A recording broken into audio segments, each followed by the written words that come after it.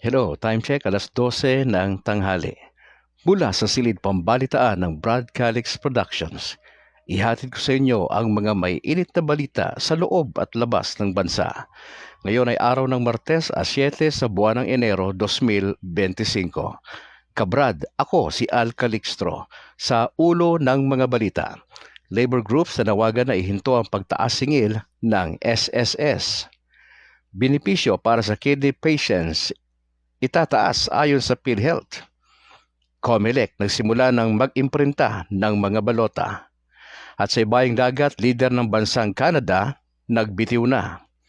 Mga Pinoy na bilanggo sa UAE, pinatawad. At ngayon sa detalye ng mga balita. Nanawagan ng grupo ng mga manggagawa sa Social Security System o SSS na pasamantalang itigil ang kontribusyon ng mga manggagawa bagkos ay unahin ang kapakanan ng mga ito. Samantala sa Senado, hiniling ni Senador Aquilino Pimentel III na dapat di umanong maging transparent ang SSS sa anumang incentives nito. Matatandaan na binatikos ang naturang ahensya dahil sa pinalabas itong pondo bilang bonus sa mga board members nito. Itinaas na ang makukuhang benepisyo ng mga may stage 5 chronic kidney na miyembro ayon sa Philippine Health Insurance Corporation o PhilHealth sa ilalim ng Circular Number 2024-0035. Ang kidney transplant procedure na nasa Z-Benefit Package ay itinaas na. Mula sa 600,000 pesos na aabot na lampas sa 2 milyong piso.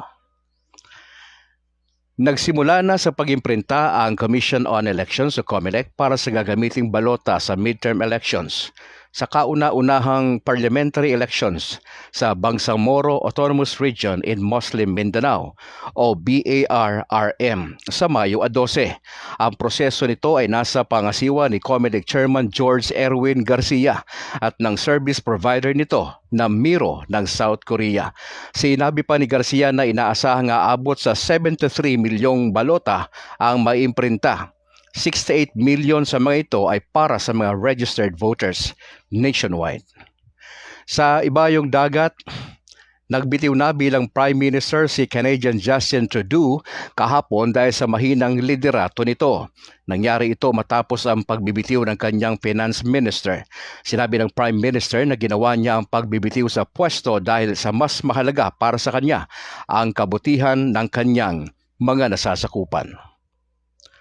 Pinatawad na ang mga nasa 200 ng mga Pinoy na nakakulong sa United Arab Emirates o UAE. Ginawa ang naturang pagpapatawad dahil sa selebrasyon ng ika-53 National Day ng bansa. Ang pagpapawalang sala ay bunga ng direktang ugnayan ni Pangulong Ferdinand Bongbong Marcos Jr. sa hari nito na si Sheikh Mohammed bin Zayed at sa friendship na namamagitan sa dalawang bansa. At sa balitang Vatican, hinamo ni Santo Papa Francis sa mga bata na maging misyonero ng panalangin bilang bahagi ng Kristiyanong pagmimisyon. Ito ang mensaheng dala ng Santo Papa sa temang Solemnity of the Epiphany at ito ay may temang humayo kayo at anyayahan ang lahat sa piging.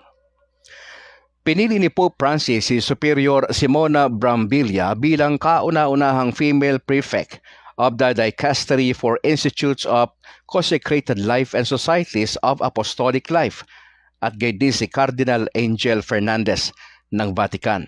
Si Brambilla ay kabilang sa religious group na Consolata Missionaries. Nauna rito si Brambilla ay naglingkod bilang sekretarya ng nabanggit na Dicastery. At yan ang mga balitang inyong napakinggan sa araw na ito ng Enero 7, 2025. At lagi nating tatandaan na anumang balitang inyong mapapakinggan, maging responsable kayo bago ito ibalita sa iba.